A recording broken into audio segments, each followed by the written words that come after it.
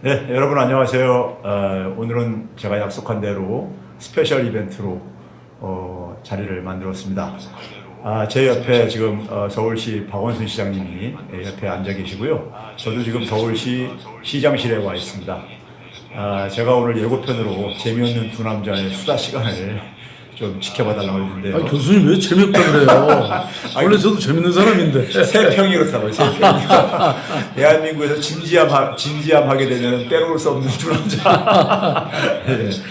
자, 오늘 박원순 시장님하고 자리를 제가 이렇게 만든 이유는요. 우선 일단 사심을 먼저 얘기한다면은 박원순 시장님의 그 박원순 TV하고 최백은 TV를 좀 콜라보를 통해서 구독자를 확 늘리는 게 좀 있고요. 그렇죠? 예, 그러니까 우리가 한 5만 명씩만 서로. 그러니까 공유를 좀 이렇게. 제가 10만 조금 넘어섰고 이제 10만 거의 다 됐고. 예. 그러니까 5만 명씩만 서로 콜라보 하십시다. 예. 알았죠? 여러분들 저기 구독자 서로 크로스 해주시는 거예요.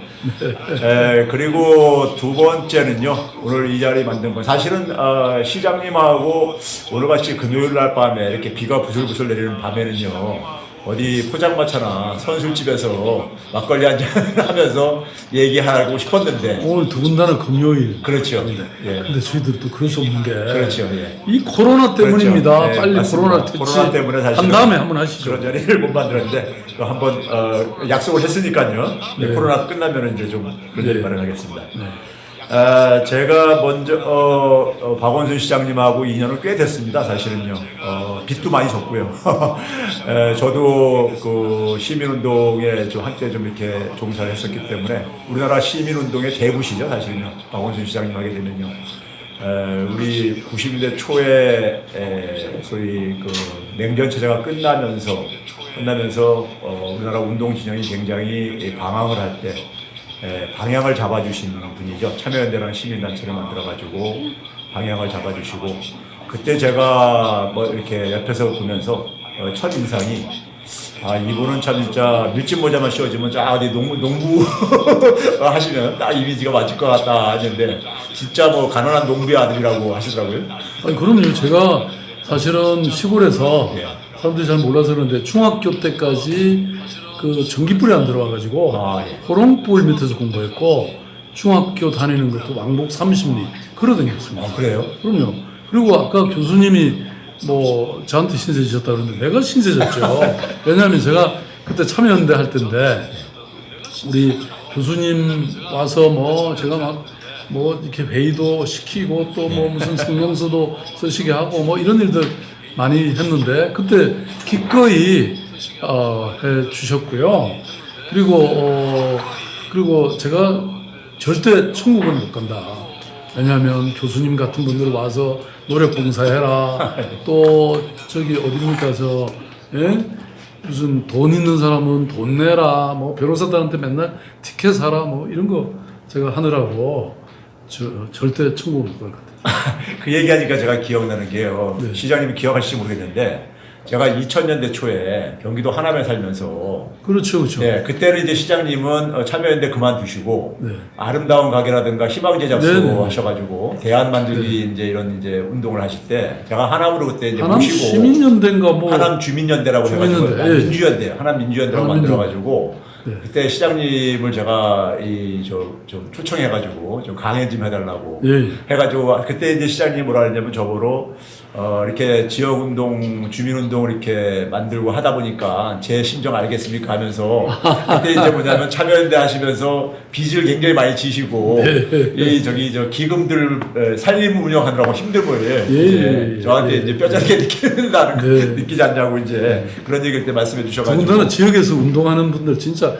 독립운동하는 거랑 마찬가지입니다. 예. 그러니까 그런 점에서는 하여간 우리나라 이 풀뿌리 운동의 하여간 대부시죠. 대부시고 제가 그때 봤을 때 이분은 참 진국이시구나 하는 이제 이런 느낌을 제가 받았던 분인데 근데 오늘은 이제 그러니까 그로부터 한 20년이라는 세월이 흘러가지고 그러니까요. 예. 이번에 제가 이 정치판에 뛰어들었었는데 잠깐요. 그러니까 당 대표를 하셨잖아요. 어떻게 보셨어요? 잘 부탁드립니다. 저는 아니 사실은 이제 이번에 비례대표를 이렇게 보니까 정말 좋은 분들 많이 뽑아주셔가지고요. 보니까 저를 위해서 뽑아주신 거 아닙니까? 제가 잘하는 분들이 많으시더라고요. 그러니까 그만큼 우리 사회에 그동안 오랫동안 삶을 통해서 뭔가 세상의 변화를 만들고자 했던 분들을 많이 추천하신 것 같아요. 네, 그러시죠? 저희가 이제 아무래도 뭐 정의당이라든가 소수정당들의 영입이 네. 잘 계획대로 안 되다 보니까는 이제 네. 그분들을 좀 대체할 수 있는 하나의 방법으로 시민사회 영역을 찾다 보니까 네. 시민사회 영역하게 되면 뭐 박 시장님의 그러니까요. 사실은 마당이죠, 마당. 앞마당이잖아요, 네, 사실은요. 네. 예, 그래서 좋은 분들이 많이 되신 것 같아요. 예, 물론 감사합니다. 약간 좀 처음에 정의당이라 다 같이 예. 했었으면 너무 좋긴 했는데 그렇죠. 예. 뭐 그래도 뭐 이렇게 예. 좋은 분들 예. 많이 뽑아주셔서 고맙습니다. 네, 감사합니다. 근데 제가 이제 사실 외도를 했던 건데요. 본업이 아니고. 근데 약간 잘 좋게 평가해 아니 근데 주셔서 솔직히 말씀드리면요, 예. 제가 우리 최백원 교수님을 비례대표로 꼭 가셔야 된다고 제가 사실 솔직히 말하면 추천했습니다. 아, 예. 근데 감사합니다. 보니까 당 대표가 되셔가지고 근데 왜냐하면 우리 대한민국의 지금 우리 문재인 정부의 경제를 확실하게 설명하고 또 이론적으로 뒷받침하고 끌어가실 분이 저는 그 제대로 국회에 한 분은 있어야 된다.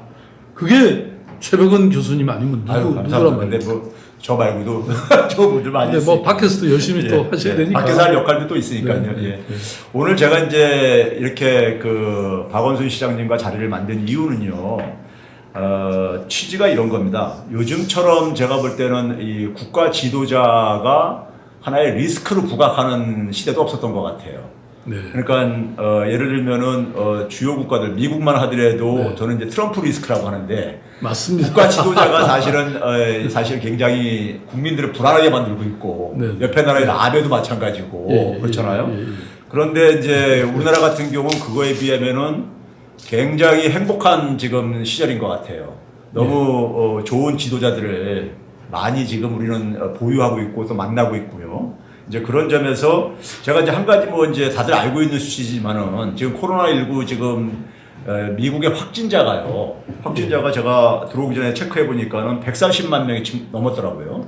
140만 근데 명. 확진자가 문제가 아니라 예. 사망자가 맞습니다. 같아요. 사망자도 이제 8만 5천 명이 예. 이제 증가했어요. 그러니까 뭐 보니까 뉴욕 같은 경우는 많을 때는 막 하루에 400명씩 사망하니까 예.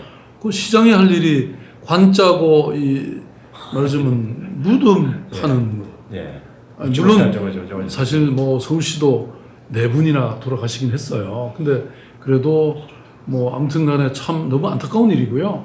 그 말씀하신 것처럼 이게 뭐 저는 시민들이 가장 정말 헌신적으로 참여해 주시고 해서 이렇게 잘 됐다고 생각하지만 또 의료진들이 정말 생사를 넘나들면서 이분들이 엄청 고통하셨잖아요. 그런 힘은 있지만 동시에 정부도 정말 잘한 것 같고 그래서 제가 어디서 보니까 이런 얘기가 있더라고요. 국가의 기환, 지방의 네. 발견. 아, 예. 그러니까 굉장히 그동안 국가가 없었던 거예요. 이게 그렇죠. 국가가 돌아온 겁니다. 예. 대통령이 돌아오신 거예요. 예. 그 전에 박근혜 때는 저는 박근혜 때도 서울시장이었습니다. 그때는 국가의 부재. 그렇지 대통령이 없었어. 아니 없었던 정도가 아니라 예. 아니 뭘 좀 제대로 했어야죠. 그렇죠. 이게 비밀주의.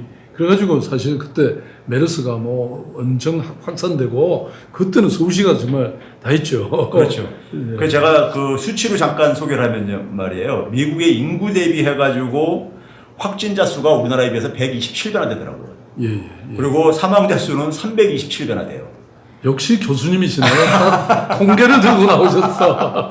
예? 그러니까 사실 근데 그런 상황 속에서도 문제는 뭐냐면은 이렇게 죽어나가는 사람들에 대해서 별로 사실은 이 관심이 없고 거기는 지금 뭐냐면 락다운을 완화시킨다는 이런 논쟁을 벌이고 있고 네. 그리고 지도자라는 사람은 중국에다가 이제 책임을 묻는 이런 이제 소위 말해서 이제 쇼를 하고 있고요. 예. 저는 쇼라고 보는데 그러다 보니까는 사실 한 나라 국민들이 어떤 지도자를 만나냐는 것이 굉장히 중요하다는 예, 것을 이번에 저는 이제 실감을 했어요. 저도 뭐 적극 공감하고요. 근데 이거 가면서 외교적으로 문제될 수 있으니까 저는 그 문제는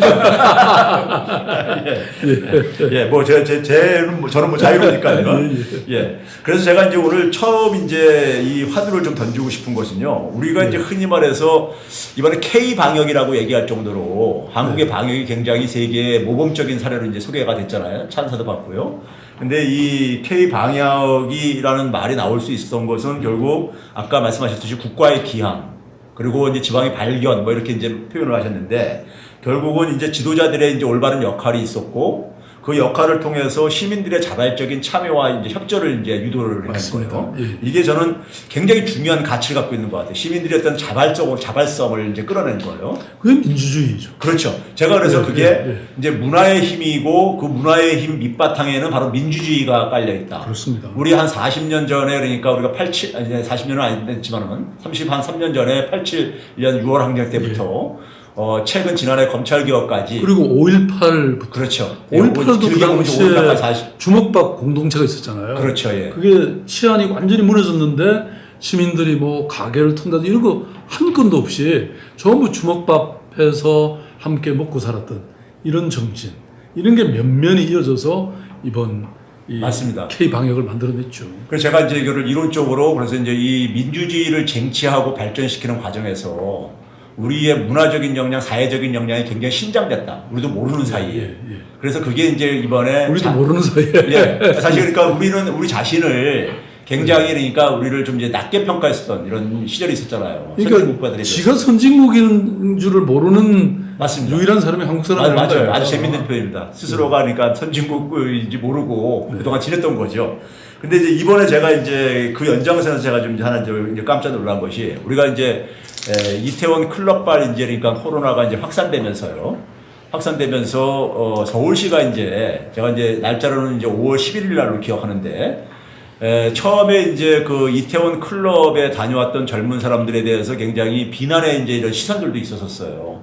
그러다 보니까는 잘 이제 파악도 어렵거나 아니면 파악되더라도 이제 움츠러들고 이랬는데 서울시에서 당시에 이제 그러니까 뭘 해줬냐면은 익명으로 이제 조사를 할 수 있게 해주고 그다음에 검사비도 무료로 이제 해줌으로써 이 움츠러들던 것을 그러니까 이제 좀 자유롭게 해주고 그래가지고 끌어냈단 말이에요. 자발적으로 그러니까 나오는 순간에 그 젊은이들이 제가 이제 그 진료소 와가지고 이제 겪었던 경험을 이제 표현한다면요. 굉장히 미안함감을 이제 느꼈더라고요.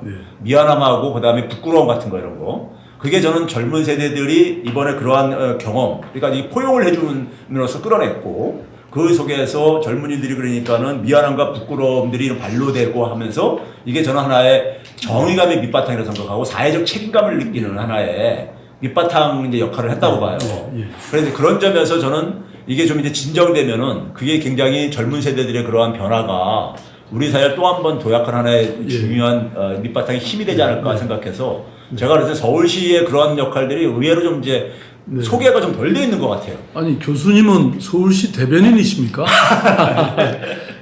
사실은 뭐 지금 아직은 우리가 이 이태원발 이 코로나가 아직은 진정이 확실히 되지는 않았기 때문에요.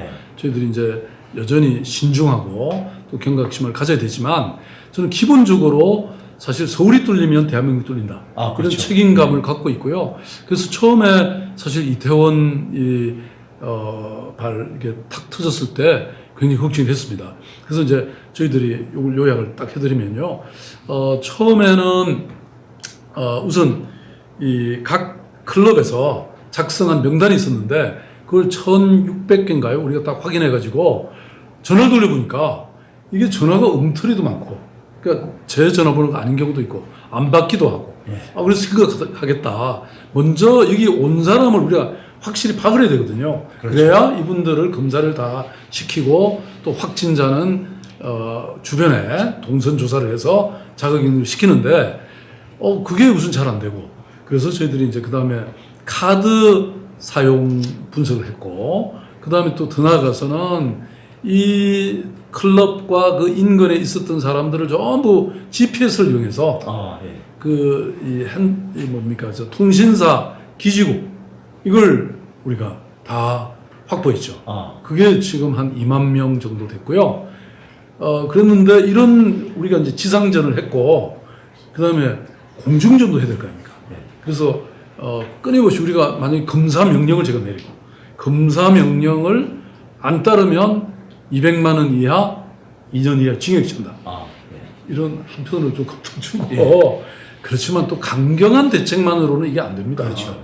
그래서 또 아까 말씀하신 것처럼 이 이제 청년들이 막 이렇게 되니까 겁이 나서도 안 나오고 그렇죠. 예. 또 특히 자기 신분이 노출될까 봐서 예. 안 나오는 거예요. 예. 그래서 우리가 익명으로 수사한다. 익명을 한다. 그러니까 이름 안 밝혀도 좋다. 전화번호만 정확히 하면 된다. 왜냐면 검사를 하는 게 중요하니까. 그렇게 했더니 그냥 그 첫날보다는 막 거의 8배씩. 그래서 지금은 사실은 2만 5천 명이 검사를 받았어요. 그러니까 그리고 지금 이제 서울에서 뭐 하루에 뭐 5명, 8명, 10명 이렇게 나오고 있는데요. 이 사람들은 전부 우리가 파악한 그 동선 안에 있습니다. 그러니까 지금 잡히기 시작했다는 그렇죠. 거죠. 그래서 위험한 고비 넘겼네요. 네. 예. 그러니까 서울시가 저는 이런 것을 갖추게 된 거는 이제 여러 가지 경험과 또 과학 기술의 뒷받침 그리고 시민 정신이라고 생각합니다. 사실 뭐 시민들 중에 한 명이라도 지금 조사 받으면 그만큼 또 다른 이 확산의 원인이 될 수 있기 때문에 저희들은 한 분이라도 더 받을 수 있게 이렇게 노력하고 근데 있는데 시민들의 정신이라고 표현했지만요. 시민들이 사실은 정부에 대해서 신뢰를 해야지만이 협조가 이제 이게 유도되거든요. 그런 점에서는 사실 그래서 제가 이제 리더십이 굉장히 중요하다 이렇게 이제 얘기를 한 거고요. 그런 점에서 이번에 사실 서울시의 5월 11일 조치가 저는 굉장히 의미가 있다고 보는데 그게 의외로 이제 안 알려졌고 또 평가가 제가 저평가되고 있는 이런 이제 분위기가 좀 이제 안타깝더라고요. 그게 나중에 굉장히 저는 높게 평가될 거라고 생각했는데. 교수님, 국민들, 시민들 다 아십니다. 그렇습니까? 그럼요. 그러니까 저는 방금 말씀하신 것처럼 이제 그 지도자와 또 정부에 대한 신뢰. 예. 이게 굉장히 중요하거든요. 왜냐면 외국 같은 데 보면 왜 이렇게 폐쇄하고 이걸 안 열어주냐라고 막 데모하고 심지어는 총 쏘고 뭐 그랬지 않습니까? 그렇죠. 예. 근데 우리는 방역 수칙을 딱 정하면 국민들이 그걸 따르는 거예요. 사실 마스크 이렇게 열심히 쓰고 이런 사람들이 없죠, 사실은. 예? 그러니까 정말 저는 이게 옛날 박근혜 정부 하에서 비밀로 모든 걸 이렇게 안 밝히던 것에 비해서 지금은 우리 문재인 정부는 지방 정부가 이렇게 요청하는 것들 사실은 다 수렴하고 전국화하고 늘 투명하게 그래서 정말 정부가 돌아왔고 대통령이 계시다. 그리고 또 우리 지방 정부는 또 이런 혁신과 혁신을 계속 거듭해서 지금 이만큼 잡았고 요 위기도 저는 빠른 시간 내에 우리가 시민들과 함께 극복할 수 있다 이렇게 생각합니다. 예. 그래서 저는 이게 시간이 지나면서 이 평가는 이제 제대로 평가가 이루어질 거라고 생각이 들고요. 근데 저는 이제 경제학자로서요. 지금 이제 그 상황을 보게 되면은 지금 굉장히 상황이 어려워지고 있거든요. 이 코로나19로요. 우리가 일반 사람들이 상상 이상으로 지금 굉장히 어려워지고 있는데요. 사실 어떻게 보게 되면 미국이 이번에 굉장히 무력감을 드러내는 걸 보면은 그게 어느 정도 그게 지금 심각한가를 잘 보여주고 있는 거거든요. 미국 하게 되면은 미국의 경쟁력 하게 되면 달러하고 군사력인데 대표적인 게 그게 아무 무용지물이잖아요. 그게 별로 효과를 발휘를 못하고 있고요. 이제 그런 점에서 굉장히 아주 특수한 상황이고 우리가 사실은 역사 속에서 경험하지 못한 이런 상황인데 그러다 보니까 이런 상황 속에서 사실은 우리가 과거의 어떤 하나의 대책을 가지고는 이것을 우리가 대응할 수 없는 이런 상황이라고 저는 생각을 해요. 그러니까 비상한 시기에는 비상한 대책이 그렇죠. 필요하죠. 그러니까 좀 새로운 상상력과 특단의 대책들이 필요한데 그렇습니다. 그래서 사실 뭐 우리가 4월달에 고용 지표도 이미 발표됐지만은 특히 이제 그 취약계층들이 지금 막 무너지고 있거든요. 무너지고 있는 상황 속에서 이번에 이제 어쨌든 간에 그 대책으로 나왔던 것 중에 하나가 전국민 고용보험제도요. 이제 대통령께서 어쨌든 간에 시의적절하게 그걸 화두를 던졌고 근데 이제 단계적 추진을 이제 말씀하셨죠. 근데 이제 시장님은 이제 바로 이제 그거를 전면적으로 이제 그러니까는 도입할 주장을 했거든요.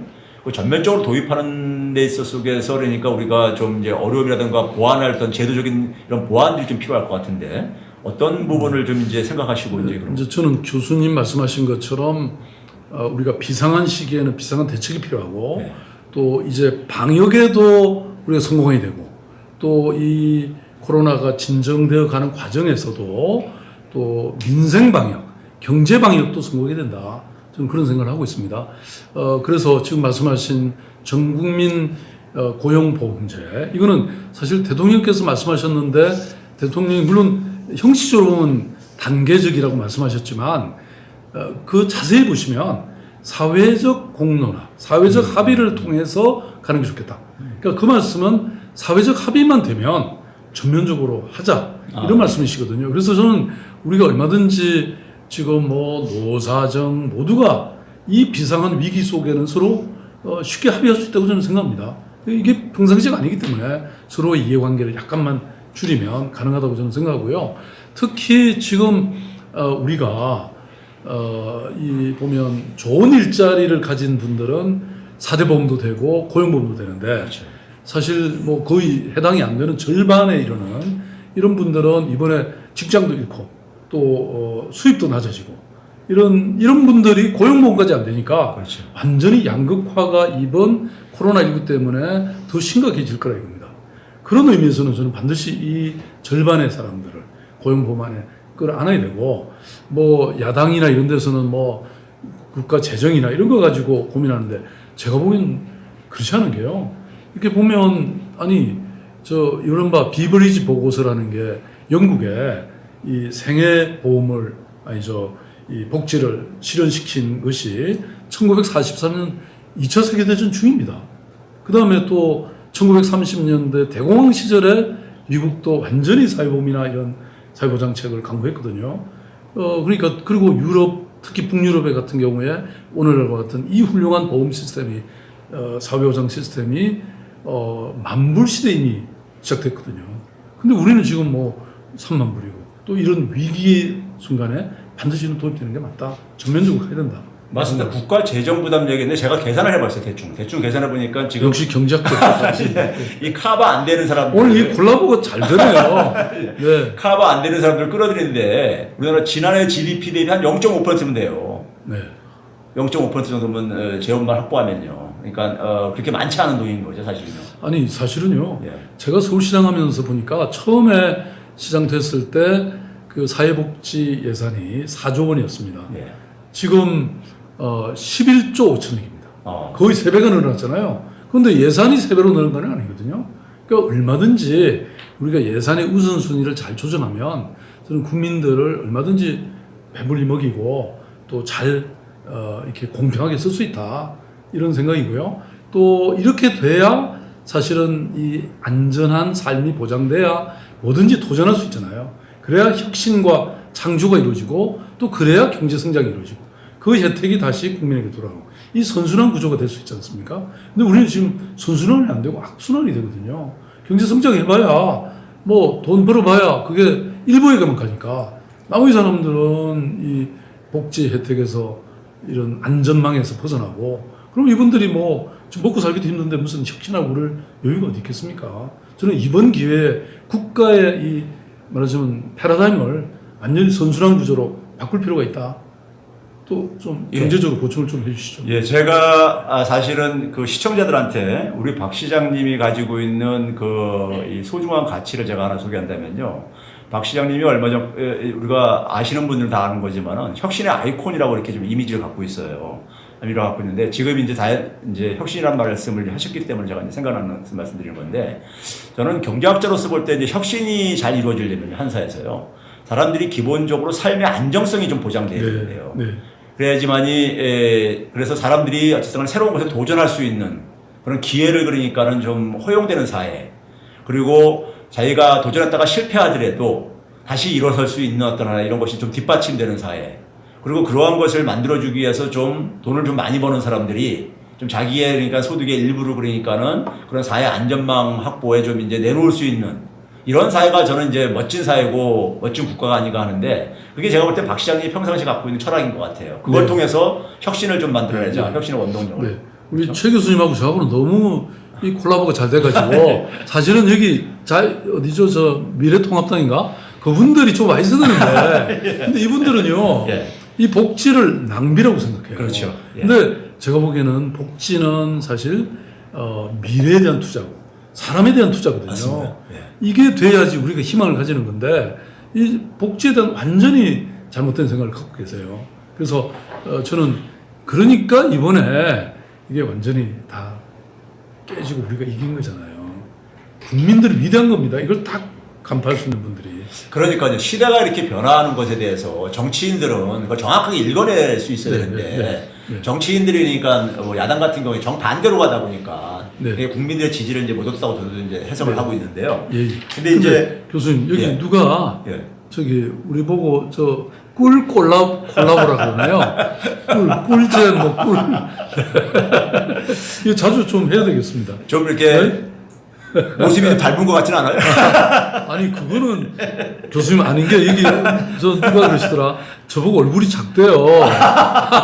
교수님도 얼굴 큰 건 아닌데 제가 약간 앞으로 가야 될 것 같아. 예. 네. 예, 저기 이 혁신 얘기에서 그러는데요. 이번에 이제 그 문재인 정부에서 이제 아무래도 이제 특단의 대책으로서 생각하다 보니까 이제 궁극적으로는 우리가 뭐 일자리 문제를 당장은 단기적으로 해결해야 되겠지만은 우리 경제에 어쨌든 간에 이 밑바탕을 근본적으로 체질 개선하는 문제. 그래서 이번에 이제 뭐 한국판 뉴딜 이렇게도 나오고 그랬잖아요. 예. 이 한국판 뉴딜을 보면서 평상시에 그러니까 어쨌든 간에 이 혁신의 아이콘이신데 저는 거기에 대해서 좀 이렇게 점수 사실 좀 박하게 줬어요. 예, 그래서 이제 그것 때문에 좀 이제 그 많은 이제 저기 이 논란에도 그 언론들이 제 페이스북에 올린 글을 보도하고 그러는 바람에 그래서 굉장히 저거 됐었는데 저는 굉장히 박한 점수를 줬어요. 근데 시장님이 혁신의 아이콘인 시장님 봤을 때는 어떻습니까? 아니 저는 뭐 정부가 이번에 뉴딜 특히 디지털 분야에서의 뉴딜을 제시한 거는 또 훌륭한 의미가 있다고 생각합니다. 왜냐하면 우리 한국이 역시 디지털 강국이잖아요. 그렇죠. 저도 사실 뭐 외국에 이렇게 순방을 가보면 아니 뭐 핸드폰 쓰면서 뭐 영상 하나 보낸다거나 이러면 한참 딴짓하다가 봐야 돼. 그렇죠. 너무 속도가 내려가지고. 외국에 나가면 우리 왜냐면 런던, 동경, 뭐 뉴욕 다 마찬가지입니다. 서울은 그냥 순식간에 가버리잖아요. 그리고 더군다나 서울시는 이번에 그 와이파이, 프리 와이파이. 그래서 어디서나 공짜로 쓸 수 있게. 그거 대박이었었어요. 예, 그래서 지금 저한테는요. 사실 큰 돈도 안 들어가요. 뭐 한 2천억 정도 하면 되는데 서울 시민을 위해서 못 쓰겠습니까? 근데 그 효과는요. 사실 3인 가구 그러면 거의 한 10만 원씩 그렇죠. 내잖아요. 그걸 1,000만 명이 안 내게 되면 그 돈이 얼마입니까? 그러니까 사실은 이 가성비가 훨씬 큰 거죠. 그거 언제부터 저희 실시가 되는 거예요? 지금 이미 계속 하고 있고요. 아마 금년에 제가 웬만하면 끝내라 그랬고 혹시 안 되면 내년까지. 지금 버스 같은 데서는 이미 다 되고 그러더라고요. 버스는 다 되고요. 뭐 북한산에도 되게 저희들 하려고 합니다. 예. 근데 이제 이런 것들을 훨씬 더 정교하게 하고 또 여기에 우리가 이제 스타트업이라든지 이런 걸 많이 키워내고 그래서 저는 이런 디지털 뉴딜도 굉장히 중요하다고 생각하는데 저는 조금 더 이제 아마 앞으로 더 발표하시지 않을까 싶고 저희들도 준비하고 있는 게 이제는 정말 생태 문명적인 전환 이른바 그린 뉴딜 이런 것도 저는 시작해서 우리가 이제 포스트 코로나에는 그냥 이 방역만 잘할 게 아니라 사실은 모든 분야에서 우리가 세계 최고가 해야 되거든요. 제가 그걸 이른바 표준 국가라고 말합니다. 그러니까 우리가 표준이 되자는 겁니다. 네. 그래서 아무튼 이제 다음 그것도 기대하고요. 네. 여기 뭐 댓글 보니까요. 그 PWS라는 분은 그린 뉴딜 또 시윤 초이 이분은 생태 문명 전환 뭐 이런 막 제가 얘기하는 걸 그대로 하고 계시네요. 윤수현 씨는 홍남기가 문제 그러셨는데 이건 교수님 어떻게 보세요? 홍남기 아마 우리 기재부 장관님이 문제라고요? 네. 근데 여기 제 댓글에는요 보면요. 아직 버스는 안 되고 있다고는 말이 올라 있는데 어느 지역 사시는지 모르겠는데 저는 제가 대중교통을 타고 다니거든요. 버스, 지하철을 주로 이용을 하고 있는데 버스에서 되던데요. 되게 이제 와이파이가 다 잡히고 그러던데. 지금 뭐 이제 지하철 이렇게 공공이 많이 이용하는 장소부터 우리가 하고 있는데요. 이게 또 통화의 질도 괜찮습니다. 이게 저희들 가장 좋은 걸 지금 쓰고 있고요. 그래서 하여튼 늦어도 내년까지는 저희들이 완전히 끝내겠습니다. 그래서 좀 안 되는 지역들은 아마 그 지역적인 아마 좀 차이가 있는가 본데요. 지금 뭐 시장님 말씀 맞다. 여기 어딘지 신고해 주시면요. 거기 내일 바로 깔라고 하겠습니다. 야, 대박입니다. 오늘 같이 콜라보를 하다 보니까 그런 혜택까지 지금 지금 돌아가고 있는 것 같습니다. 아까 홍남기 부총리를 약간 말씀을 하셨는데요. 제가 이제 그 기재부 이번에 발표에 대해서 굉장히 유감을 좀 표했던 이유가요. 관료들이 너무 관성적으로 저는 일을 하는 것 같아가지고 우리가 사실 노무현 정부 때부터 저희 미래 신성장 동력 육성을 계속 해왔잖아요. 그런데 저는 우리가 IT까지는 잘 쫓아왔는데 IT 이후에 그러니까 2000년대 이후에 소위 말해서 이제 그러니까 우리가 그 미국 같은 경우 보게 되면 구글이라부터 해가지고 뭐 페이스북, 애플 뭐 이런 넷플릭스 이런 기업들이 쭉 만들어지는데 우리는 그런 이제 류의 기업들이 좀 안 만들어지는 점. 저희 이제 그걸 이제 플랫폼 사업 모델이라고 제가 얘기를 하는데 닷컴 사업 모델까지는 잘들 만들었는데 닷컴 사업에서 이제 그러니까 플랫폼 사업으로 진화하는 데 속에서 안 된 이유가 삼성과 구글의 차이죠. 그렇죠. 예, 예.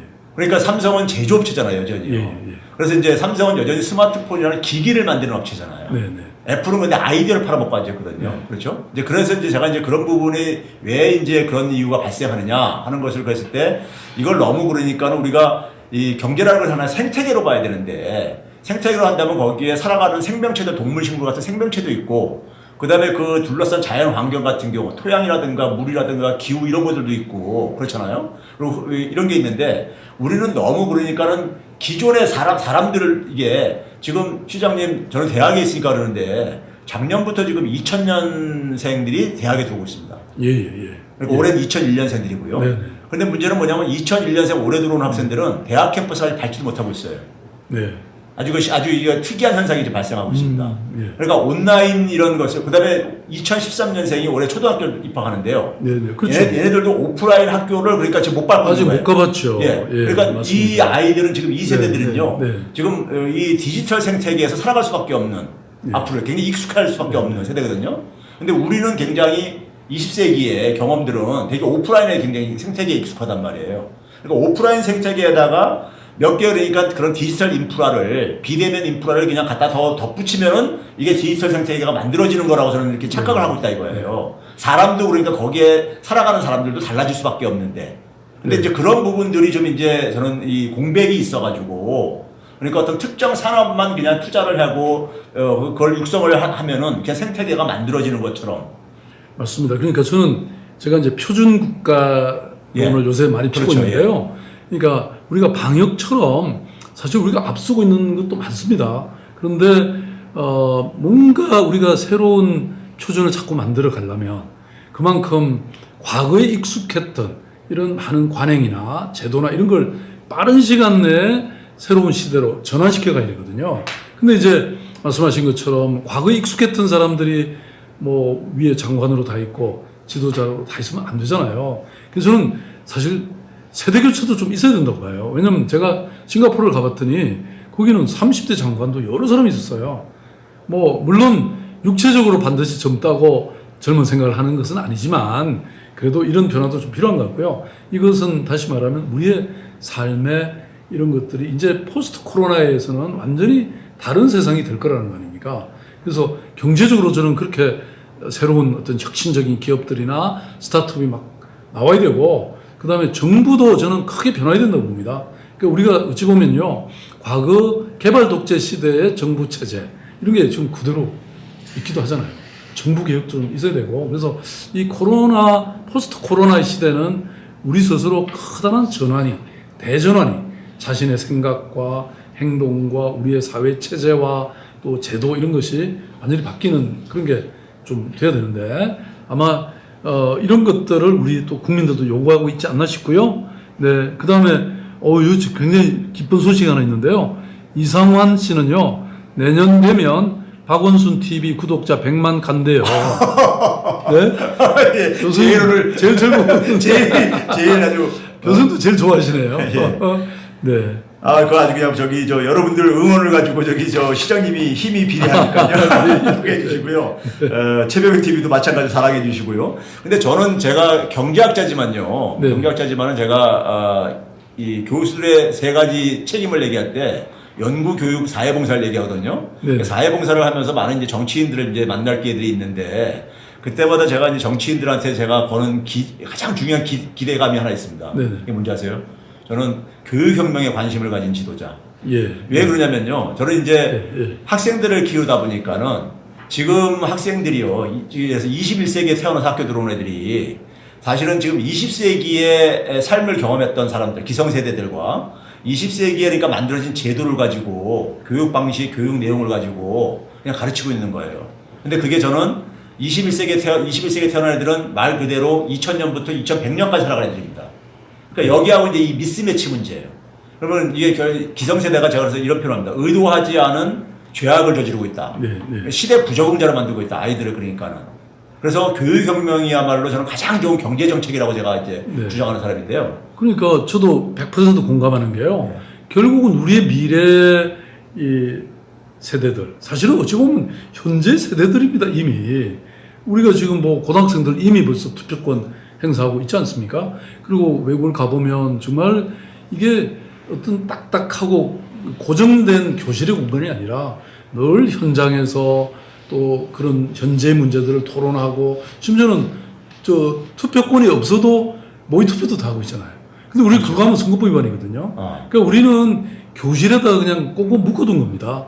그러니까 아이들이 좀 더 자유롭게 미래를 고민하고 현재를 토론하고 또 이렇게 좀 만들어야 되는데 그게 지금 너무나 고정되어 있는 거죠. 그래서 저도 교육의 혁명을 이루어야 된다. 그것은 핵심적으로는 아이들이 자유롭게 토론하고 현실을 오가면서, 이게 뭐 교실 안에서만 공부하고 나중에 나가는 게 아니라 교실 안에 현실이 들어와 있어야 된다.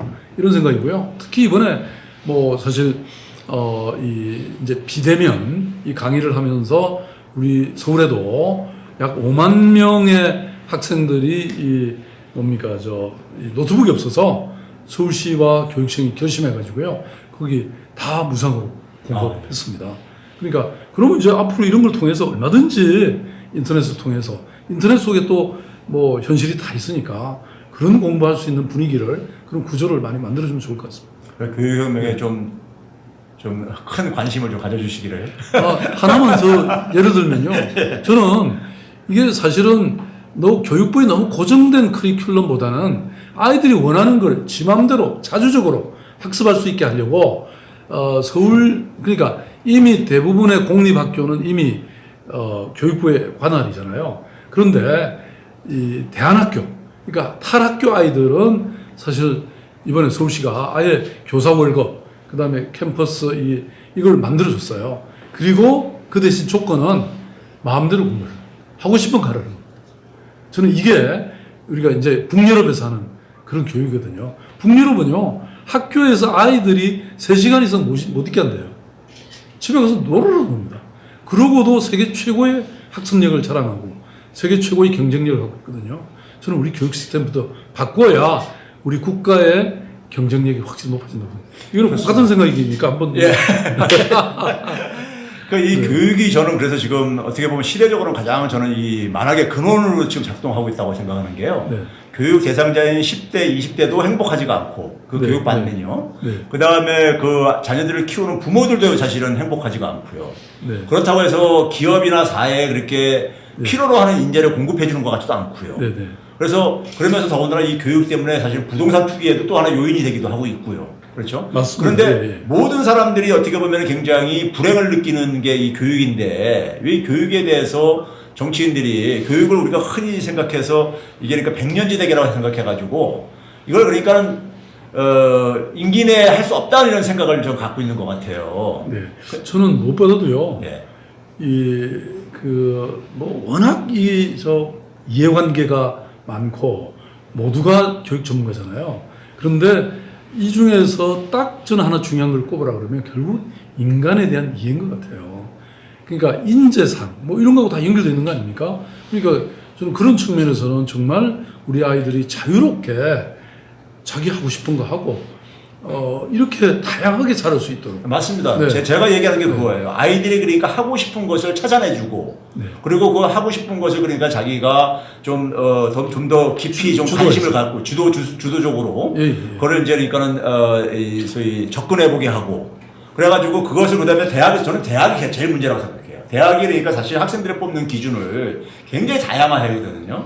다양화해가지고 학생들을 그러니까 사실 잠재력이 있는 학생을 뽑아가지고 그 학생들을 키워내는 것이 예. 발휘할 수 있게, 능력을 발휘할 수 있게 하는 거예요. 그런데 우리는 그냥 뭐 점수, 영어 국영수 점수 높은 애들만 그냥 뽑으려고 그렇게 처음부터. 국영수 잘한 거 뭐 나중에 커서 보니까 도움이 되시던가요? 그러니까 이제 지금 네. 충격적인 얘기가요. 2014년도 미국에서 연구한 건데 인공지능한테요. 네.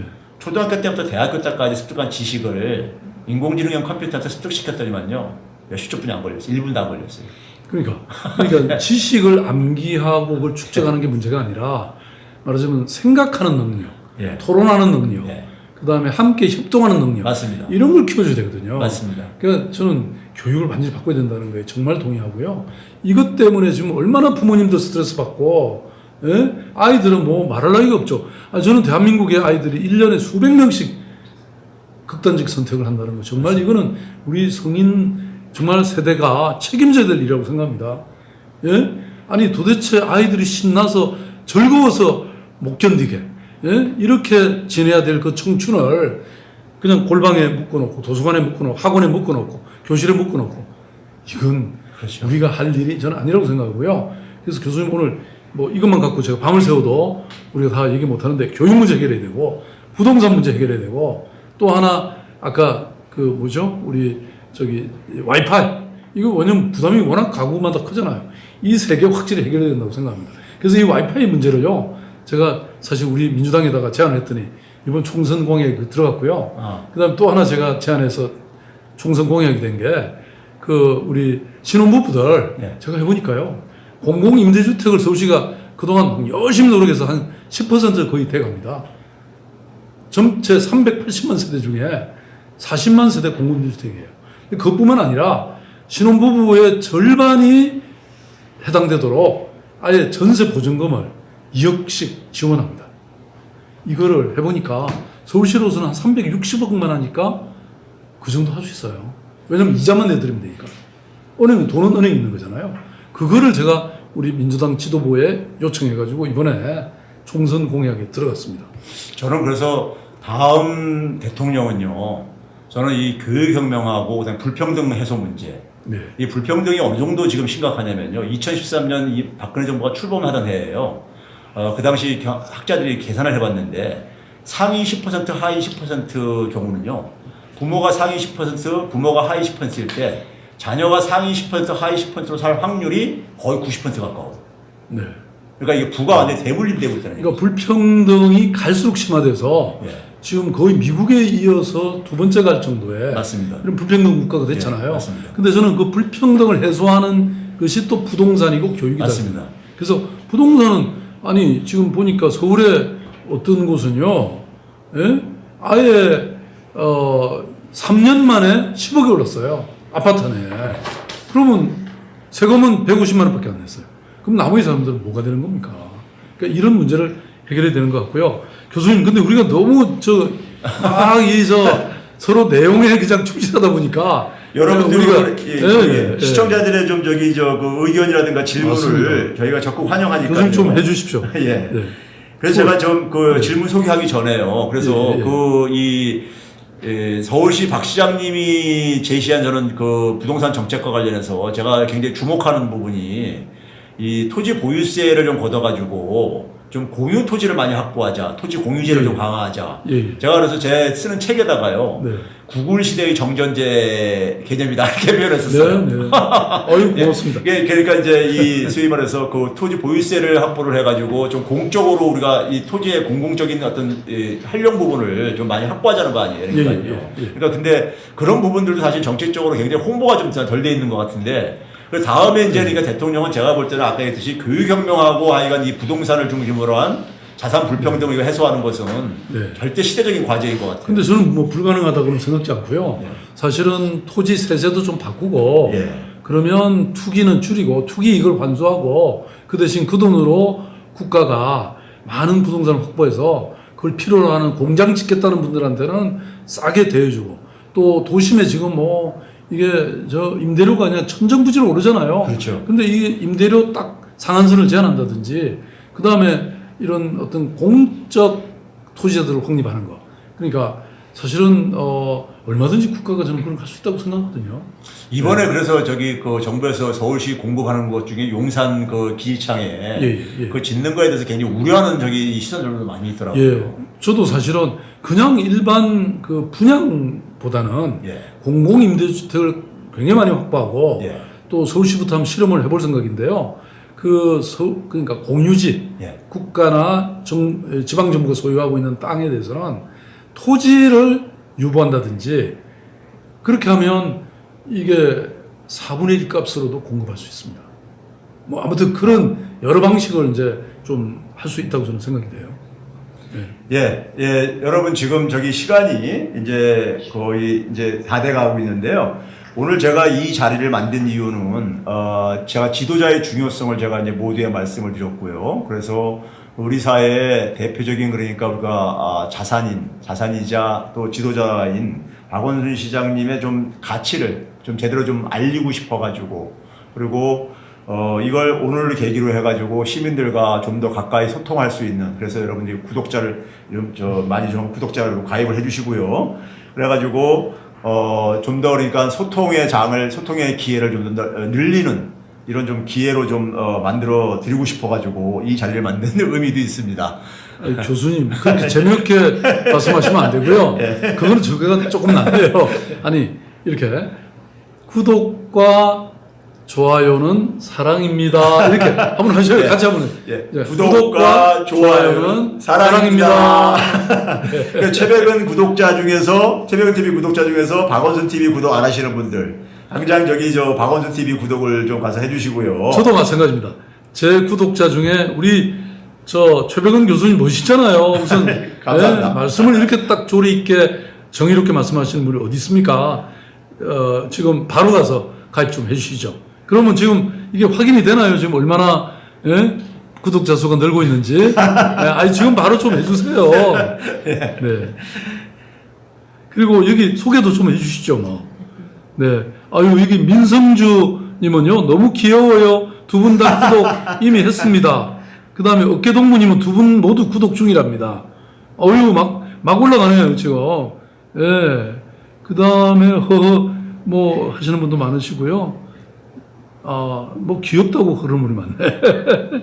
네. 그 다음에 여기 두 분 다 좋아요. 뭐 구독하고 왔습니다. JYL이라는 분은 그러셨고. 저희 최백은 TV에는요, 이 관료들에 대한 그러니까 이 국민들의 불만이 꽤 있는 것 같아요. 그러니까 그래서 이제 이 정권이 바뀌어도 시간이 지나면서 제대로 이제 개혁이 제대로 원래 기대했던 것만큼 추진이 안 되는 과정에서 이 관료들의 좀 저항이 있는 게 아닌가 하는 이런 의구심들을 많이 국민들은 가지고 있는 것 같거든요. 예. 그러니까 아까 제가 말씀드린 것처럼 정부 개혁이 저는 필요하다고 생각하고요.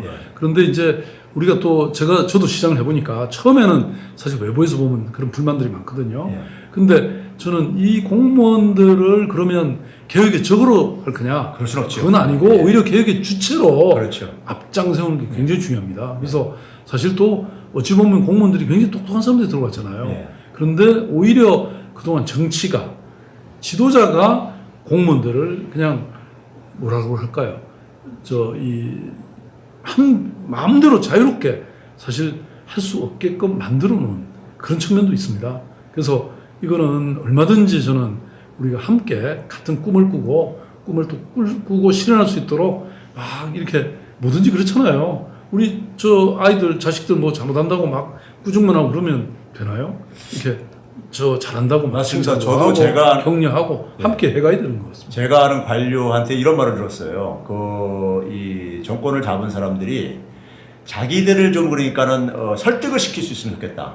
무조건 이제 그러니까 가지 말고. 그래서 저는 실력이 굉장히 중요하다고 봐요.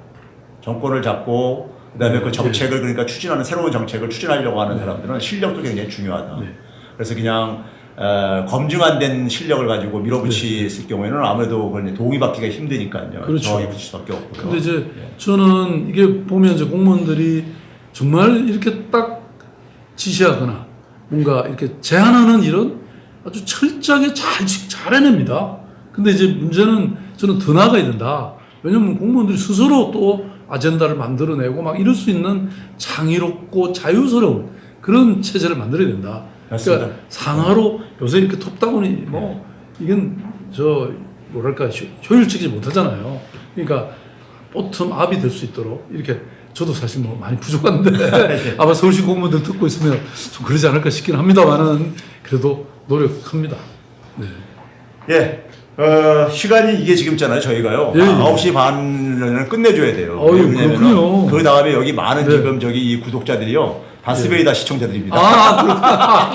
바스베이다 네네네. 시청자들이기 때문에 예, 예. 들어온 질문들 중에서 좀 이제 예, 예, 몇 가지 한번 그러시죠. 소개를 좀 예, 예, 해주시죠. 교수님. 시장님. M 소연이라는 분은요, 시장님, QR 코드 도입은 언제쯤 어떻게 진행하실 건가요? 지금 사실 QR 코드를 이용한 기술들을 이미 서울시는 많이 활용하고 있는데요. 예컨대 제로페이, 이거는 이미 뭐 이번에 대박 났지 않습니까? 그것뿐만 아니라 이제 손님들 이번에 이제 이 방역 과정에서 보니까 이 가게 손님들이 자신의 이 이름을 정확히 써놔야 되는데 이거 안 써놓다 보니까 나중에 거기 확진자가 나오면 우리가 여러 가지 혼란을 겪거든요. 그래서 이 QR 코드를 활용해서 하면 이게 이제 사실 뭐 새로운 기술도 아닙니다. 이거는 우리가 현장에서 적용할 수 있도록 지금 저희들이 이미 연구하고 있는 중이고요. 그 다음에 김철식 선생님은요, 관리자님, 시장님께 질문이 있어요. 질문은 날마다 쉼 없이 시민을 위해서 뛰어다니는 체력 관리는 어떻게 하시는지 궁금합니다. 체력은 대단해요. 대단하죠. 네, 제가 체력 관리 좀 덜 해도 되는 게요. 어릴 때 아까 말씀드렸잖아요. 시골에서 중학교 3년 동안을 30년. 왕복 30리를 걸어 다녔으니까 제가 보여드릴까요 지금? 네, 제가 마라톤도 하고 산도 뭐 백두대간 탄 거 아시잖아요. 걱정하지 마시고요. 그 다음에 아이폰 H라는 분은요, 부동산 보유세를 더 획기적으로 올릴 계획은 없으신가요? 이거는 제 권한이 아닙니다만은 그래도 아까 말씀드린 것처럼 거래세는 완화하고 보유세는 높이고 이게 세계 그렇죠. 보편적 이 원칙이더라고요. 이렇게 좀 바꿔가면 좋겠다. 저는 이렇게 근데 많은 국민들은 그게 이제 상식이라고 생각하는데 왜 그게 실현이 안 되느냐. 이제 이런 걸 국회에서 법을 만들면 되죠. 이번에 그러니까요. 180명이 됐으니까 우리 민주당이 이건 당연히 해야죠. 예. 저하고도 이번에 가까운 맞습니다. 분들이 예. 많이 됐습니다. 예. 그래서 제가 강력히 기대하겠습니다. 네, 추천을 하겠습니다. 예. 그 다음에 진욱 리라는 분은요, 시장님 저는 미니 태양광 발전소 신청해서 설치되고 9개월 지났는데 에코 마일리지 포인트 받고 나서 벌써 플러스 3만 이득인데 팬을 한 개 더 설치하고 싶은데 정책을 더 확대해 주시면 안 될까요? 세상에 이런 훌륭한 위대한 시민이 계시네요.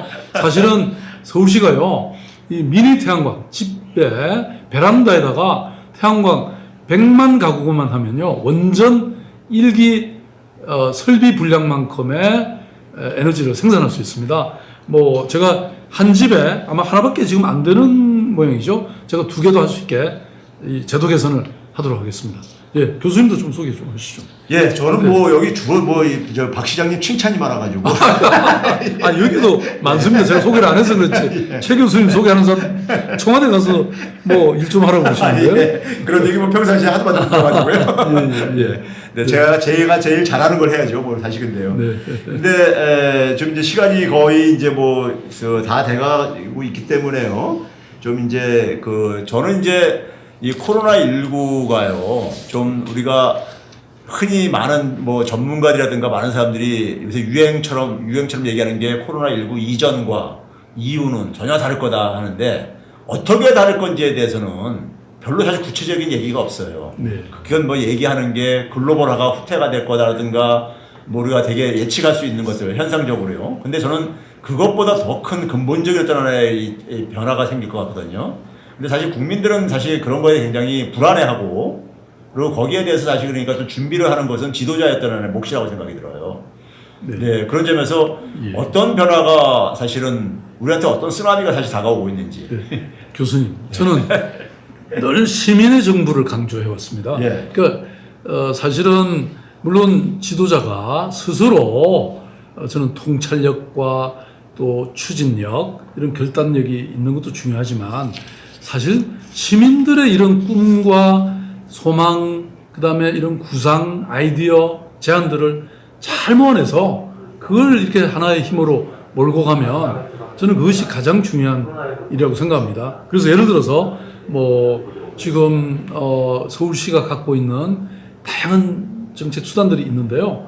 저는 민주주의 서울이라고 하는 플랫폼을 만들었거든요. 예. 거기서 시민들이 누구나 제안하고 또 토론하고 심지어는 필요하다면 표결까지 하는 이런 일들을 우리가 하고 있거든요. 그래서 저는 이런 것이 우리가 앞으로 좀 중요하지 않는가. 물론 말씀하신 것처럼 이제 4차 산업혁명이 가속화될 것이고 그 다음에 또 더 나아가서 뭐 비대면 사회를 하는 디지털 혁명도 올 것이고 또 글로벌보다 저는 로컬이 이제 훨씬 중요해지니까 이런 뭐 지역 공동체나 사회적 경제라든지 이런 것도 중요해질 것이고 그다음에 재벌 기업도 중요하지만 이런 마을에 이런 여러 그런 스타트업 이런 것들이 중요한 시대가 되고 이런 것들을 저는 결국 우리가 크게 합의할 수 있는 것은 있다고 생각합니다. 근데 문제는 오히려 이런 것들이 시민들이 스스로 논쟁하고 제안하고 합의하고 이런 과정이 저는 훨씬 더 중요하다.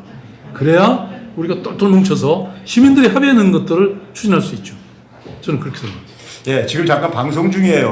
뭐 일부 그러니까 이상한 잡음이 혹시 들렸을 수가 있는데요. 여기가 지금 저희가 방송하는 곳이 지금 시장 집무실입니다. 집무실이다 보니까 사내 방송이 잠깐 지금 나왔었던 것 같습니다. 네. 양해해 주시고요.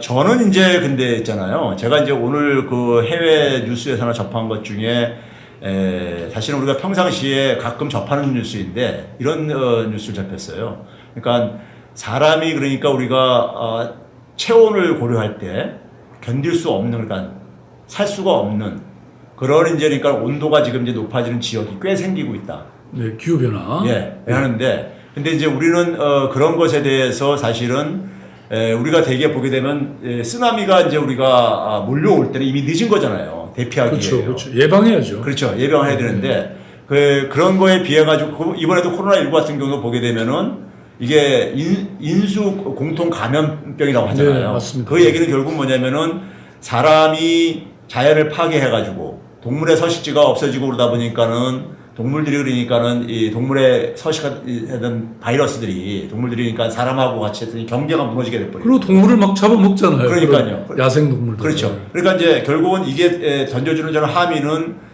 인간이 생존을 하려면 동물도 같이 생존을 하게 해줘야 된다. 그러니까 인간이 생존하려면 자연과 같이 공존을 해야 된다. 이런 것을 저는 지금 우리한테 큰 교훈을 주고 있다고 생각하는데 사람들은 근데 상당히 보게 되면은 거기에 대해서 사실 대응을 하는 거 보게 되면은 너무 사실은 어떻게 보게 되면은 이 행동으로 안 옮겨지고 있거든요. 그러니까 이제 지구도 자기 생존을 위해서 예. 몸부림을 치는 거예요. 그게 쓰나미고 뭐 대형 산불들이고 기후 변화이고 그다음에 이 북극에 얼음이 녹는 것이고 이런 것이라고 저는 생각합니다. 다시 말씀드리면 우리가 이제는 아마도 포스트 코로나 시대는 어떤 생태적 문명으로의 전환이 굉장히 큰 화두가 될 것 같아요. 근데 이제 저는 사실은 이런 기후 변화 이런 것을 위한 전 세계 1200개 도시들의 협의체가 있습니다. 이 글레이라고 하는. 예. 거기 제가 회장을 했거든요. 그래서 정말 선진국일수록 이런 기후 변화에 대응력이 훨씬 강하고 시민들의 인식도 높습니다. 그래서 지금 앞으로 우리가 이런 어떤 그 생태적 변화라는 그 과정을 통해서도 저는 또 일자리도 만들어지고 이렇게 할 수 있다고 생각해요. 그러니까 생태적 전환이라고 해서 우리가 뭐 원시대로 돌아가자는 게 아니거든요. 오히려 뭐 대안적 에너지를 전환한다든지 이런 다양한 어떤 새로운 산업이 있을 수 있다고 생각하는데요. 아무튼 오늘 굉장히 중요한 저는 질문을 화두를 던지셨다고 생각하고 이거를 어떤 도시 속에서 이걸 말하자면 전환해내는 이런 노력이 저는 굉장히 필요하다고 봅니다. 시장님하고 제가 이제 아까 그 관료들의 어쨌든 간에 협력을 끌어내야 된다는 이런 이제 취지로 이제 말씀을 드린 것에 대해서 여전히 일부 시청자들께서는 이명박 박근혜 때 공무원들은 어떻게 설명이 가능한가 이런 질문을 던진 사람이 있어요. 그러니까 우리가 그 당시에 이제 그 사실 유행했던 하나의 그 말 중에 영원히 그 공무원들은 그러니까 영혼이 없다. 뭐 이런 식의 이제 그러니까 말이 한때 이제 유행한 적이 있었어요. 당시에 이제 그러니까는 그 인수위에 가가지고 그 고위 공무원이 답변을 하면서 이제 나온 이제 저는 발언으로 이렇게 생각을 하는데 그래서 이제 이 공무원들이 기본적으로 그러니까는 사실 눈치를 보면서 그러니까는 기계적으로 이제 움직이는 부분도 저는 있다고 생각이 들어요. 그래서 이제 그런 점에서 저희가 공무원 관료들의 그러니까 협력을 끌어내는 것은 어떻게 보게 되면은 사실은 저는 청와대라든가 이런 그러니까 특히 이제 정책실 같은 데 속에서의 과감한 시든 간에 중심을 잡아줘야 되는 부분들도 있고 그 역할을 그러니까 지금 저희가 지금 뭐 배제하고 하는 얘기가 아니고요. 하고 하는 얘기가 아니라 아까 제가 이제 좀 완곡하게 표현한 것이 실력을 좀 보여줘야 된다. 그러니까 관료들을 그러니까 우리가 그냥 무조건적으로 그러니까 우리가 복종을 그러니까 강요할 수는 없는 것이고 그렇죠. 이제 그런 점에서 결국은 실력과 그 다음에 그 실력이라는 것은 결국 뭐냐면 얼마나 그 정권이 정책 이 방향에 대해서 분명한 의지를 갖고 있느냐. 그죠. 도덕적이고, 예, 그죠. 맞습니다. 청렴하고, 예, 그리고 실력 있고, 예, 전문적이고, 예. 이런 정치, 이런 리더가 생기면 공무원들은 사실 따라가는데도 굉장히 마음이 편하고 좋겠죠. 그런데 만약에 정말 이게 투명하지도 않고 윤리적이지도 않고 불법적이고 이런 것들을 마구 시키는 그런 지도자가 나타난다면 공무원들은 정말 고민스럽겠죠. 그리고 따라하다가 사실은 또 같이 감옥 가는 경우도 있었잖아요. 근데 저는 여기에서 제가 성함을 잊어버렸는데 그 당시 전남 5.18 당시에 전남 도경 청장이셨습니다. 예. 이분은 그 당시에 말하자면 그때 진압 부대가 이 경찰력도 진압하는데 참여하라고 한 걸 과감히 이분은 거절했고 나중에 아마 그것 때문에 감옥도 가시고 그랬던 분도 계십니다. 그래서 저는 불법에는 말하자면 그건 복종할 의무가 없는 거잖아요. 그래서 우리가 이제 공무원상이라고 할까 이런 거에 대해서도 제대로 되고 또 저는 이런 것을 제도적으로 보장하는 것이 공무원 노동조합을 저는 확실하게 보장하는 것이라고 생각합니다. 그래서 공무원도 노동조합을 결성하고 또 경우에 따라서는 단체 교섭도 하고 단체 행동은 물론 예를 들어서 경찰이나 군은 하기 힘들겠죠. 그렇지만 나머지 공무원들은 저는 그런 것까지 행사할 수 있게 하면 사실은 그 함부로 못하죠. 그리고 이런 것들이 논쟁이 돼서 언론이나 국민들이 다 할 수 있게 되니까 저는 프랑스라든지 이런 나라들은 다 그게 보장되어 있거든요. 그러니까 지도자가 함부로 못하는 거예요. 저는 우리가 뭐 과거에 보면 청와대가 너무 이게 뭐랄까 황제적 권력을 행사하기 때문에 그 과정에서 정말 온 국민이 불행해질 수도 있는 거지 않습니까? 근데 이런 것에 대해서 이제 공무원들이 정당하게 아닌 건 아니라고 얘기할 수 있는 이런 풍토와 또 제도적인 장치를 가져야 된다. 저는 그렇게 생각합니다. 저희 구독자 중에 한 분이요. 프리맨이라는 이름을 가지신 분이 이런 시장님한테 예. 의견이자 이제 질문을 올렸는데 뭐냐면 내일 모레 애가 나오는데 살집이 없어요. 살집 좀 구해주세요. 이제 살집. 지금 만약에 서울에 사신다면 결혼하기 6개월 전부터 결혼한 지 7년까지 되는 분은요 신청을 할 수 있습니다. 그런데 부부 합산 소득이 1억 미만이면 서울시에 요청하면 2억까지 지원합니다. 그리고 아이도 놓고 그렇게 하시면 그게 10년까지도 보장이 됩니다. 그러면 2억 지원을 대출로 지원받고 그렇죠. 자기 돈 1억에다가 한 1억 정도 하면 1억 정도 하면요. 살 수 있죠. 예. 3억을 가지고요. 물론 뭐 경우에 따라서는 좀 강남 같은 데는 좀 비싸겠죠. 근데 3억 정도면 대체로 신혼부부가 살 만한 그런 집은 된다는 겁니다. 3억 가지고 강북에 아파트 전세 얻기 만만치 않을 텐데요. 요즘에. 너무 좋은 데는 좀, 저희 서울시가 더 해드리면 좋지만, 3억 정도 예상하면 네. 물론 이제 본인이 조금 더 보탤 수는 있죠. 더 좋은 집에 가려면. 예. 서울시가 보증하는 2억 원, 그래도 거의 무이자이기 때문에요. 그게 얼마나 도움이 됩니까? 2억은 기본으로 깔고, 자기가 보태면 됩니다. 그래서 제가 이제 아까 보유세 같은 걸 많이 걷어가지고 공공토지를 많이 확보한다는 것에 대해서 제가 정책적으로 지지를 좀 이제 하는 입장인 것이요. 공공토지를 그러니까 많이 확보를 해야지만이 공공임대주택도 이제 많이 공급해 줄 수 있기 때문에 좀 시간이 걸리더라도 어쨌든 공공토지를 많이 확보하는 것이 굉장히 중요하다고 저는 보는 게 그 집값 올라가는 거를 그러니까 잡는 노력도 필요할 뿐만 아니라 어쨌든 간에 살 집을 어쨌든 간에 장기적으로 소위 말해서 집값 걱정하지 않으면서 살 수 있는. 그러니까 교수님, 제가 10년 서울시장을 하면 지금 이제 40만 호의 공공임대주택을 공급하는 겁니다. 그러면 서울시장을 제가 말하자면 3번밖에 못해서 그런데요. 한 번 또 10년을 아니 저가 하긴 어려우니까 저는 하고 싶지만 또 그 다음 사람이 10년을 하면 20%잖아요. 그 다음에 또 그렇게 정책을 하면 30%가 되지 않습니까? 제가 비엔나에 갔더니 비엔나는 공공주택이 40%에다가 사회주택까지 치면 80%가 돼요.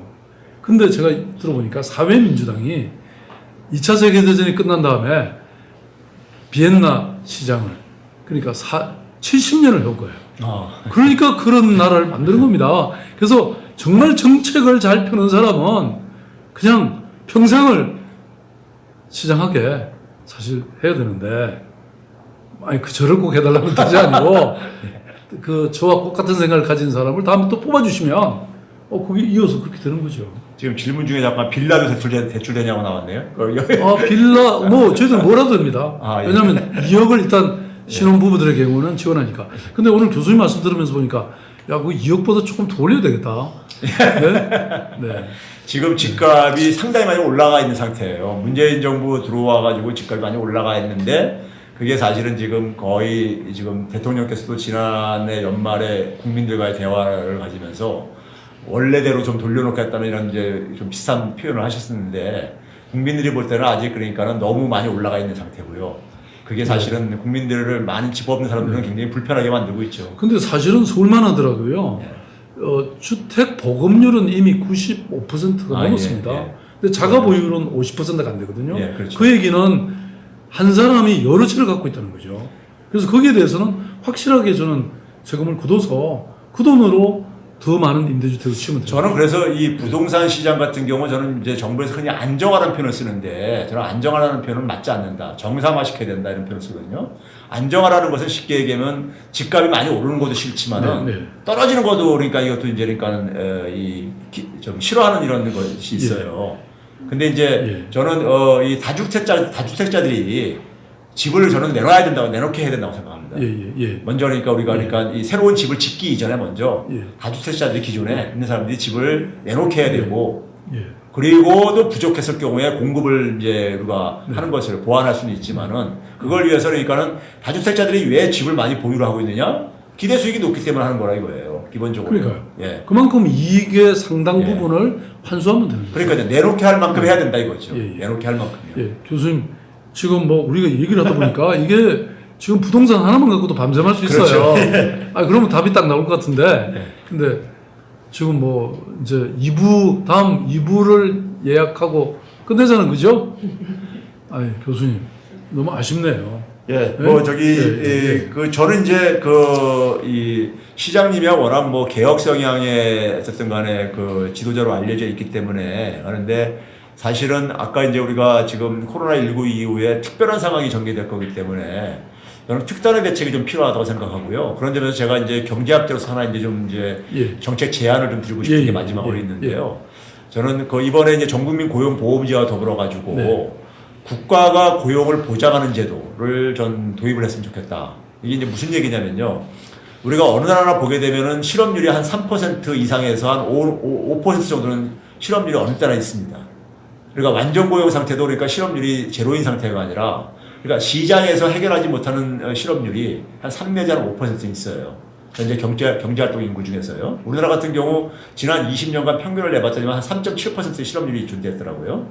그러면 저는 국가에서 한 3% 정도를 의무적으로 이걸 이제 그러니까 일자리를 만들어주는 건데 이제 어떤 식으로 하냐면은 우리 이제 사회적 기업이라든가 협동조합이라든가 마을기업 같은 거 있잖아요. 박 시장님이 많이 그냥 육성을 하고 있는, 지원하고 있는요. 이런 분들이 그러니까는 사실 이 사업을 만들고 거기에 일자리를 이제 그러니까는 거기에 연관된 일자리가 만들어질 때 그걸 이제 국가가 재정으로 최저임금 정도의 수준을 지원을 해줬을 때 제가 계산을 해봤어요. 지금 최저임금을 월급을 따지게 되면 179만 5,310원이거든요. 주휴수당 포함해가지고요.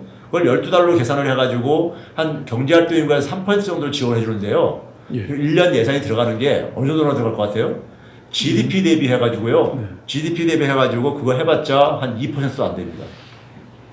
그러니까 그 실업 문제를 상당한 실업 그 부분을 해결하게 되면요. 여러 가지 부수적인 효과가 나타나는데 네. 기업들이 그만큼 시장에서 노동력을 고용하기 힘들어지기 때문에 찾기 힘들기 때문에 임금 인상 압박도 있고요. 그다음에 뭐냐면은 이분들이 어쨌든 간에 소득이 증가하게 되면은 시장 수요도 증가하게 예, 되고 그래서 이제 그런 점에서 국가가 좀 일자리를 그러니까 어느 정도 보장해주는 예. 최종 고용자로서 정부가 해야 된다는 것이 선진국가들의 사실 그 법적으로 제도적으로 있는 개념이거든요. 교수님, 저희들은 돈 좀 주세요. 아니, 이게요. 사실 우리가 지금 이게 지방 분권에 또 문제가 나오는데 예. 이게 지금 8대2입니다. 그러니까 8을 중앙정부가 쓰고 서울시, 부산시, 뭐 울릉군, 뭐 진도군 다 합쳐봐야 2밖에 안 됩니다. 그러다 보니까 우리가 하고 싶은 게 진짜 너무 많은데 그렇죠. 예. 이게 사실 쉽지 않아요. 그런데 그래도 우리가 노력을 하고 있습니다. 어떻게 하냐면요. 청년수당. 예. 우리가 뭐 작은 돈입니다. 사실 50만 원씩 6개월 주는 건데요. 그거 지금 10만 명을 우리가 3년에 걸쳐서 그래도 우리 청년들이 한 번은 받아볼 수 있게 이거 정말 최선을 다해서 저희도 주머니를 짜고 짜서 또 하고 그 다음에 뉴딜 일자리라고 요게 이제 190만 원을 적게는 1년, 많게는 2년까지 주는데 이 5천 명을 저는 진짜 말씀하신 것처럼 적어도 청년들은 실업 상태에 있지 않도록 그러면 이제 이 뉴딜 일자리의 사람들은 다 자기가 하고 싶은 일들 하고 뭐 이 경험하게 만드는 거거든요. 사실 아무것도 안 하고 실업자로 남기게 우리 청년들을 한다는 것은 저는 국가에 정말 이건 범죄라고 생각합니다. 그래서 이 부분에 대해서는 사실 이번에 이제 국회가 또 우리 민주당이 압도적으로 됐으니까 저는 이 부분에 대해서 좀 더 교수님 한번 강의 한번 하시죠. 제가 의원님들 모이게 할게요. 제가 제안 드린 거는요. 네. 중앙정부 들어가서 이제 큰일 할 기회가 있을 때 꼭 좀 저기 그런 기회를 주십시오. 네. 예. 네. 마지막으로 좀 이제 댓글 들어온 것들을 한번 좀 봐주시죠. 예, 예. 박원순 TV에. 네, 뭐 푸른 달빛 이분은 청년수당 큰 도움 됐어요. 아마 받아보신 것 같고요.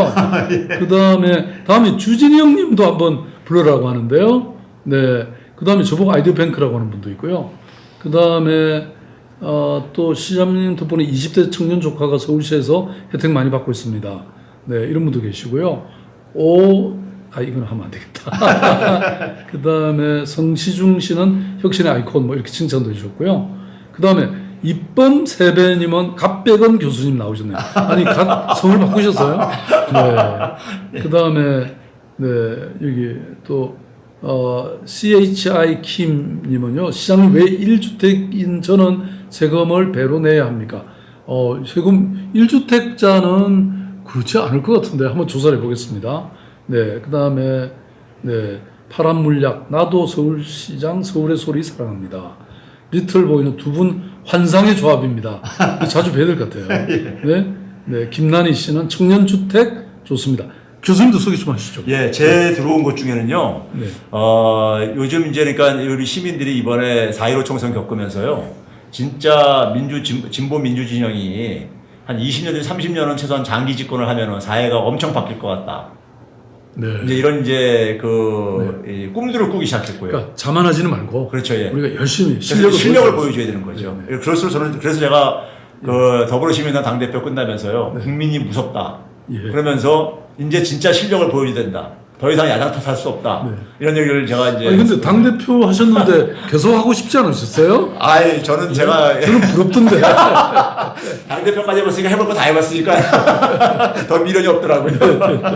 예. 그래서 그런 이제 저는 시민들이 저희가 사실 그러니까 그동안의 민주주의 제가 모두 얘기했듯이 민주주의 쟁취와 발전을 시키면서 저는 우리 사회만큼 많은 희생을 치른 사회도 많지 않다고 보고요. 그 결실이 지금 나오는 것 같아요. 우리 시민들이 그만큼 상당히 문화적인 역량들이 굉장히 진화했고, 그리고 그래서 그 광화문 촛불 이 문화재태 보게 되면요. 제가 그때 저도 감탄했던 게 뭐냐면 촛불 농이 떨어짐 있잖아요. 촛불 농까지 긁어가지고 치우고 가는 우리나라 시민들이요.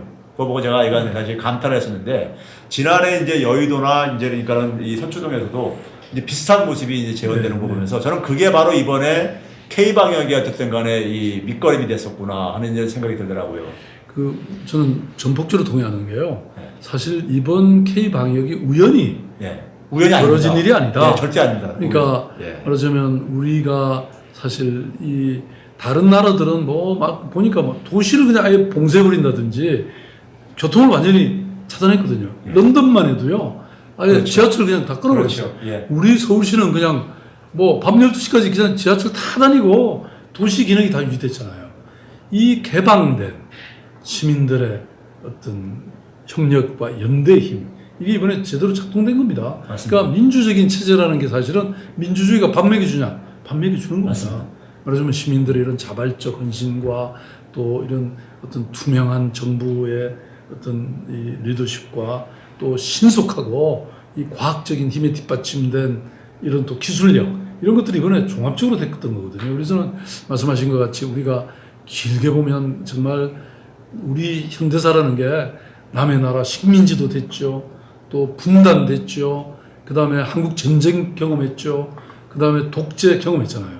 이런 정말 현대사회에서 가장 극악한 고통이라는 고통은 다 받아봤는데 그걸 통해서 우리가 불사조처럼 일어난 겁니다. 저는 이 과정에서 우리 시민들의 단련되고 축적된 그런 민주주의 역량이 이제 막 나타나기 시작한 거예요. 그래서 저는 아까 뭐 외신이 그랬다 그러더라고요. 자기가 선진국인 줄을 우리 대한민국 국민만 모른다고.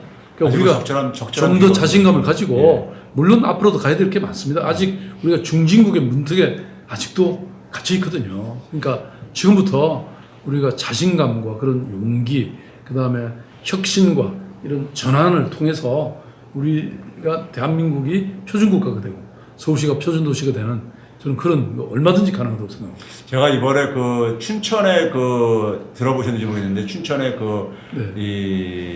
거기 레고랜드라고 만들면서 이제 그 선사 시대부터 이제 문화재가 발견돼가지고 안타깝더라고요. 중도적이요. 그래서 국민청원 운동하는 거에 제가 이제 지지를 보내면서 제가 이런 얘기를 했었습니다.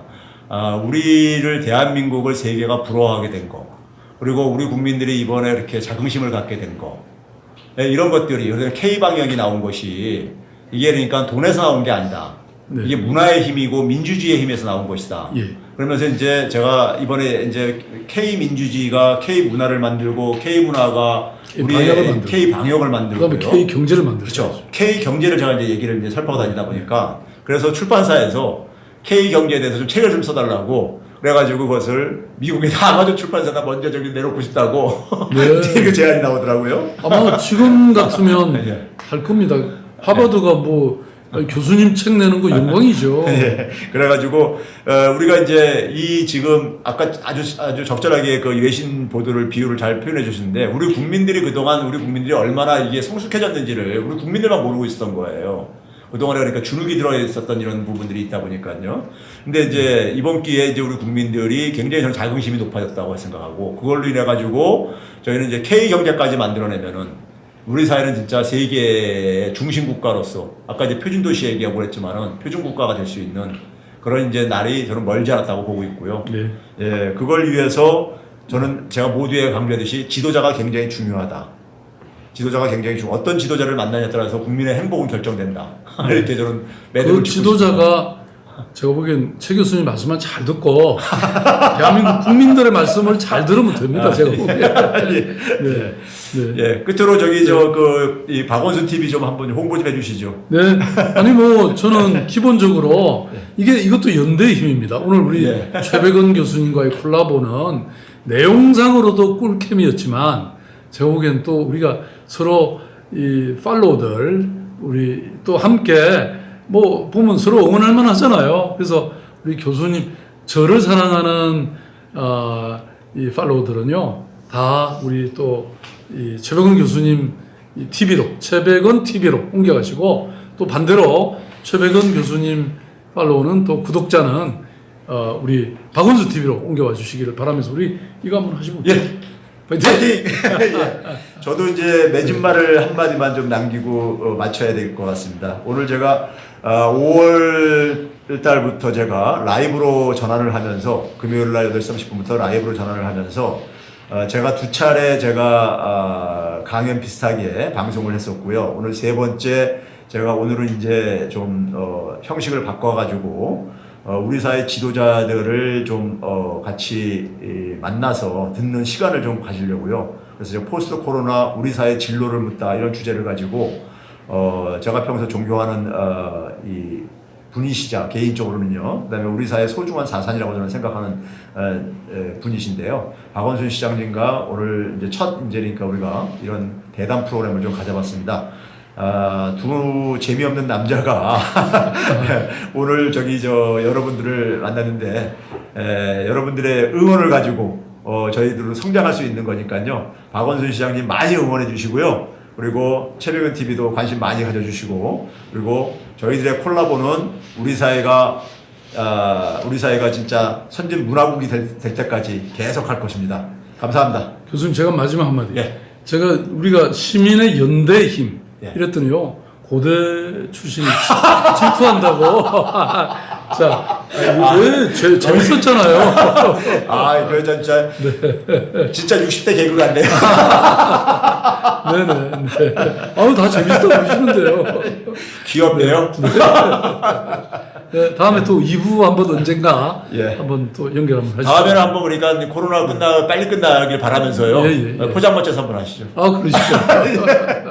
한번 빨리 그래서 포장마차사에서 하기 위해서 코로나19가 빨리 이 종식되기를 맞습니다. 기원하겠습니다. 이번 주 주말이 지금 분수령입니다. 예, 그래서 지금 우리 공무원들 지금 다 현장에 막 지금 그러게요. 단속 나가 있습니다. 예. 저는 근데 위험한 고비를 지나가고 있다고 봐요. 어떻게 대처에 따라 달려 있는데 서울시가 상당히 굉장히 저는 방향 제시를 잘해줬다고 봐요. 사실 익명 검사와 무료 검사가 네. 굉장히 저는 하나의 제가 열심히 해서 딱 국민적으로 만들었다고 생각합니다. 가두어서 예. 잘 정리하겠습니다. 예, 부탁드리겠습니다. 네, 감사합니다. 네, 감사합니다. 네.